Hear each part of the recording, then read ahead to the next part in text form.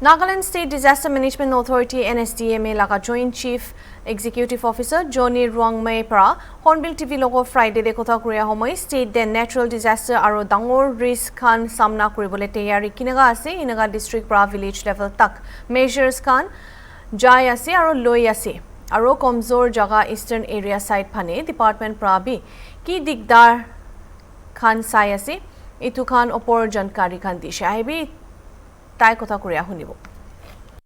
Preparedness level of Nagaland state government missionaries, or maybe as a community, we are, I would say, much better than maybe 10 years ago from now, because we have already started the incident response systems, which is already notified and have been revising based on the experiences.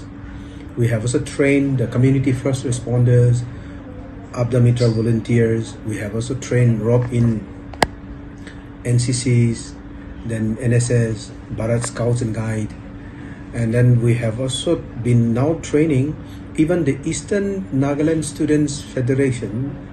We have trained the volunteers just last week ago, and in turn they will go to all the districts and train volunteers. So that is the next step that we are having. So in terms of preparedness, we are much better than 10 years ago, and our systems are also improving, especially when it comes to the atmospheric weather data, generating early warning systems. We have improved quite a lot. We have gone quite a long way, and we will still be improving upon our systems. So no states in the country or in the world is prepared to face any eventualities, but we always say in disaster the slogan is we are prepared for any eventualities, but we always hope for the best. So that is how we are. We need to look at it is like systems improvement. We need to build in the ecosystems for disaster resilience. When we say ecosystems, if there is a landslide, or if there is an extreme weather event, the landslides will occur. So if our systems, our infrastructures are built with the framework of resilience, and that's what ecosystems we mean. And also, when we really look at it, the systems that we need to look at it is the entire urbanization's expansion. We need to really look at it, where the urban infrastructures, we need to bring in a resilient, future-ready infrastructures framework. That is one key important that we are working on. Okay. That we are looking at it is the climate risk. Because you see, in Kohima, we have never had this kind of a heat, especially in the summers. But we, not only in Kohima, in all the hill states, especially the Himalayas and the belt. So one is the heat stress, we call it heat wave. So we need to be prepared for heat wave, especially in the lowland and plain area, Dimapur. So Dimapur heat wave is a concern. So the government of India has also already notified heat wave as a nationalized identified disaster. So that is one area that we are looking at it. The climate risk is one important new risk that a community has to adopt. The state as a whole is vulnerable.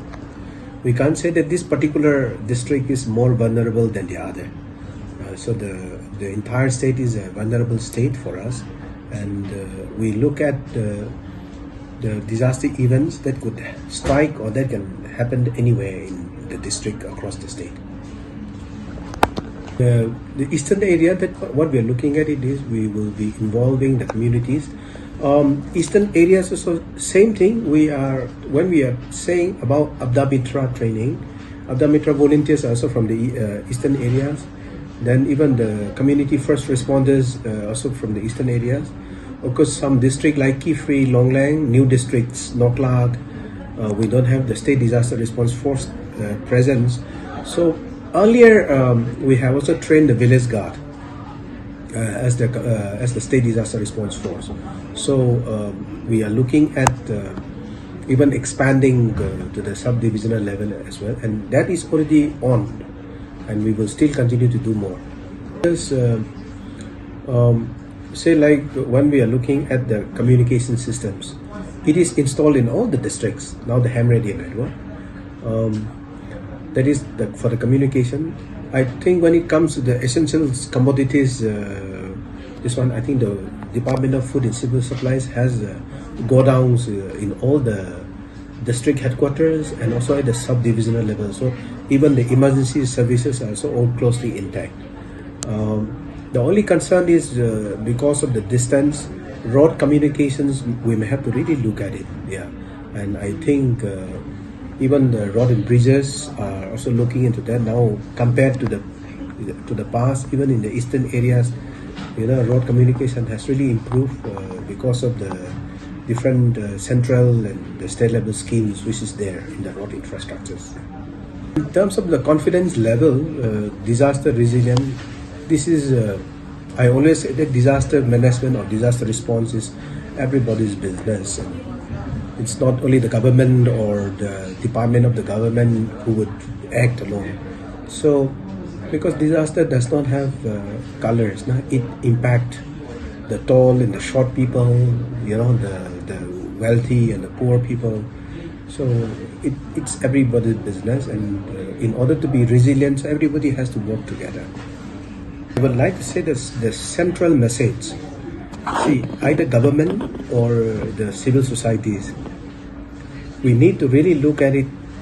I always say future ready, resilient infrastructure and economy. This component has to be inbuilt. See, when we say community level, suppose for us we are a house owner, land owner. We build our own house in our own style, but we have never incorporated the future resilient infrastructure framework. So tomorrow, if there is a big thing, the house that you have built from your hard-earned money, working for 30 years, is gone in few minutes. So that is called economic impact. So everybody has to realize this, especially the state government programs or the central government infrastructure programs. This resilient, future-ready infrastructure has to be put in place. Now, today, Dimapur, if there is a small rain, flood, because the drain that we have is not big enough, good enough, resilient enough to drain out the water. So if you continue like this, there will be more risk coming in. So looking at the future risk, we need to build a future resilient, ready infrastructure and economy. This is a central message. Everybody needs to understand these aspects. We have for the weather alerts, we have an app called Safer Nagaland. The app is available in the App Store and Play Store.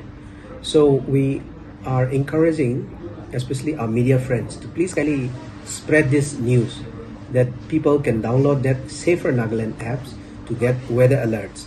And it will be very important. Tomorrow you're going to have an outdoor event for maybe your cousin's wedding or your children's wedding. Knowing the weather will be very good, or you're planning for some picnic or maybe some other events. So the weather alerts will be there. You have to go to the search button and look at which are the location that you would like to be alerted. There will be thunderstorm coming in within these hours. So alerts will be given to you. Safer Nagaland apps. Do you really know what you're eating? Not all eggs are the same. Choose Junaki eggs you can trust. At Junaki, quality begins at the source.